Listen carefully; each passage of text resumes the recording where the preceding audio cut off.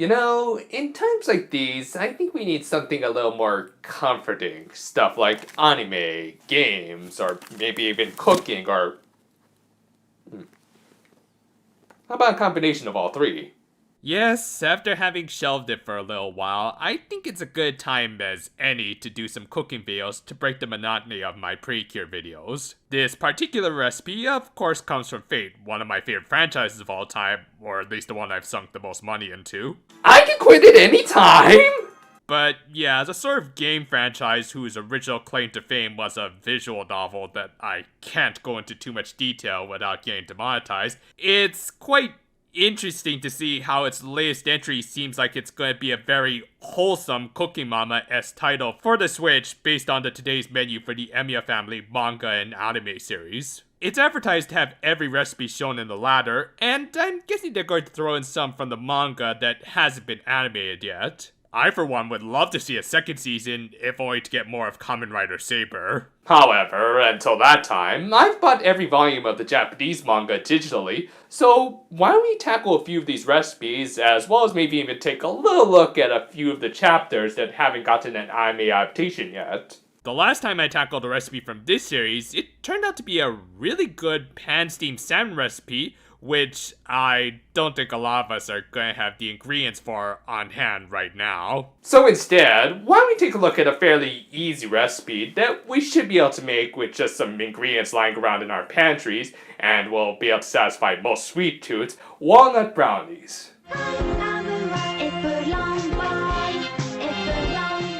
This particular recipe comes from volume 4 of the manga, and is one of the few that's not made by Shiro. No, it was made by one of the most underrated characters in my opinion, Sella. Seriously, she and Lay's Raid are hilarious together, and it's a shame that they weren't given a little more to do in the original game other than their unfortunate encounter with the King of Heroes. Anyway, let's put that aside and get back to the pleasant slice of life manga. In story, this recipe was actually found by Lay's while she was cleaning. Yeah, maybe you shouldn't give a mop to the lady who usually swings around a giant halberd. Anyway, as for who actually wrote this recipe and why Elia seemed to be familiar with it, we'll save that for later and just get into it. For a confection like this, one of your essential tools is going to be this little guy, a digital scale. I've used this guy a few times in my previous baking videos, but this recipe in particular uses a lot of grams, so keep that in mind. Also, maybe you should consider turning the scale towards you. I tried to point it towards the camera for presentation purposes, and as you'll soon see, I don't think it was all that worth it. Anyway, first thing we're going to measure out is 100 grams of butter, which almost came out to a whole stick. Also, I don't think I have to explain the importance of washing your hands at this point, but just remember that. Anyway, since we're trying to soften this butter, I decided to cut it up to speed up the process. In hindsight, I probably should have cut this up smaller and maybe given it a little extra time at room temperature, but hey, when a guy wants his brownies, time can take a back seat. Anyway, after setting the oven to 320, it was time to measure out the rest of our ingredients. And I don't know about you, but I enjoy my fudge with some crunch, so I appreciate the fact that this recipe included walnuts as a main ingredient. And while I'm measuring 80 grams of this stuff, it's worth mentioning that the manga chapter this recipe comes from has some strong callbacks to Fate Zero, in particular the second episode, which, yeah, you can guess where this is kind of going. So, with that, let's just transfer these little morsels to a cookie sheet and start measuring out our dry ingredients. Since we're going to mix them together, may as well just measure them in the same vessel, and yeah, as you can see, I have to look over to see the numbers. Kind of a pain, but whatever, at least I can tell you we're going to need 70 grams of flour and 30 grams, or 32 in this case, of cocoa powder.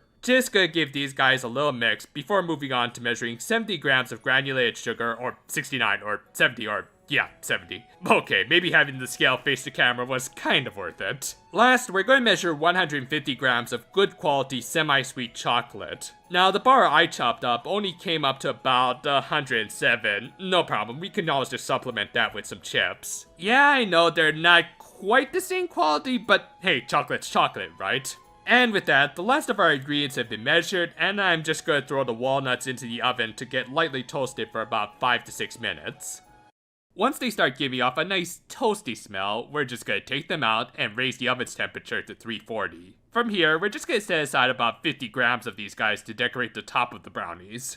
And of course, we're going to do this with our bare hands and ow, ow, ow, ow. Okay, don't do this with your hands. These nuts are very hot.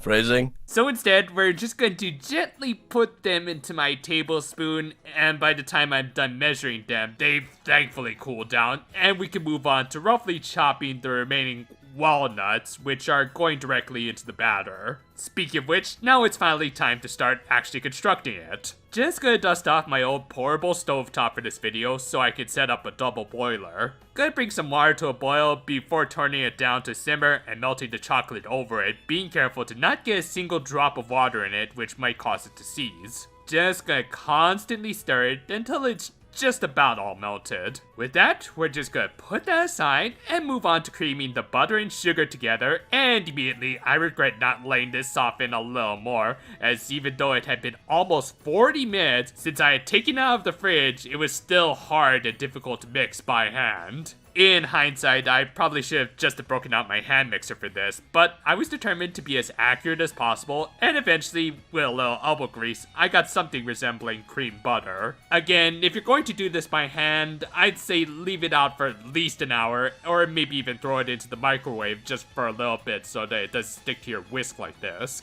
Next order of business was to introduce a couple of eggs to the party. Now, one thing I chose to do a little differently than the original recipe was mix my eggs into the butter mixture. The recipe actually says to scramble the eggs and then slowly mix it into the chocolate to avoid curdling it.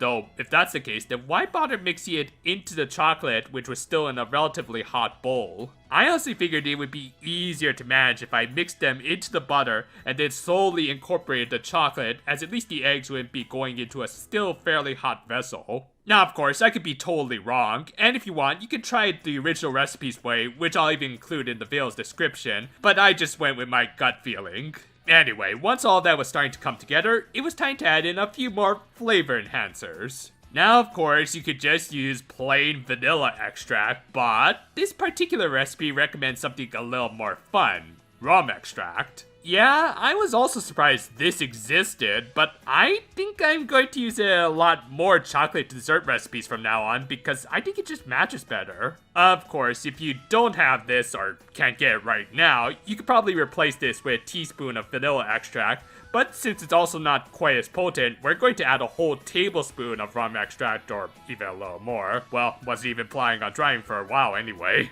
Just gonna give that another mix, and last up comes the dry ingredients that we're just going to sift directly into the batter and slowly mix it in. Just gonna make sure we're not missing out on any yummy chocolate before we lose the whisk and switch to a spatula to fold the chopped walnuts into the batter. Finally, we're just going to throw all of this into a baking pan that I prepped beforehand by lining it with a couple of sheets of parchment paper. Just gonna try and smooth it out, which is not an easy task since this is a really thick batter, but eventually I got it down. Last order of business is to decorate the top with the whole walnuts we put aside earlier. And I tried to divide it up as evenly as possible so that every eventual slice would have at least a little bit of walnut in it, and yeah, that looks nice. With that, into the 340-degree oven it goes for about 15 to 20 minutes.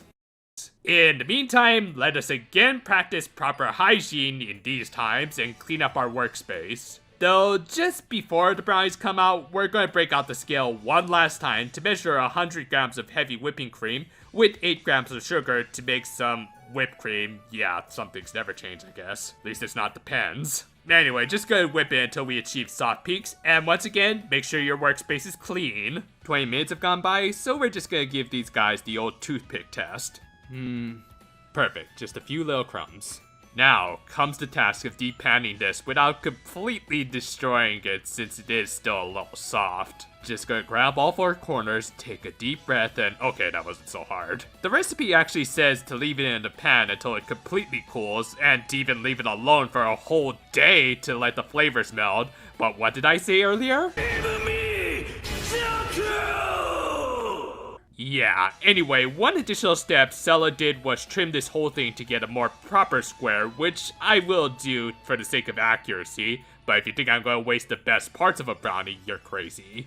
I'm just going to use the walnuts as a guide to get some nice even 4x4 squares and plate up the 3 best looking ones. From here, just gonna take out some frozen mixed berries I had defrosting in my fridge, and warmed up a spoon under some hot water from my sink. This will allow the whipped cream to slip out smoother and take on a more proper shape. Not bad. Certainly looks better than just plopping a big sloppy dollop on the plate. Just gonna garnish it with some fruit, and yeah, kind of like how that turned out. And sure enough, Elia also enjoyed how this dessert turned out, not just for its great taste, but also because Irie, who we all know wasn't the best cook, tried her hardest to make these for her daughter after she developed an interest in walnuts thanks to Kitsugu. Her first attempts didn't go so well apparently, but if we take FGO into account, we know that her skills did improve to the point that she was able to make some more presentable treats for her pseudo-family in Caldia. And you know, that's what I really love about the Fate franchise. Over its many different incarnations, you can find all sorts of connecting threads, with one of my favorites obviously being the Emiya/Einsburn family. This little family of mages has been through a lot, to say the least, and yet, knowing that eventually they will all find some sort of peace in the end is quite comforting, especially in times like these. I know everyone's situation isn't exactly the same, but if you want my advice, I think you should get your family together to make something like this at least. Sometimes you just gotta show your appreciation to everyone close to you, so why not do it by making some tasty food together? Anyway, thanks for letting me indulge in something a little different for today at least. I might make another science video, but it'll be Precure related. Yes, I know my YouTube overlords want me to make only Precure videos, so I think I'll do something that I've kept on the back burner for the longest time.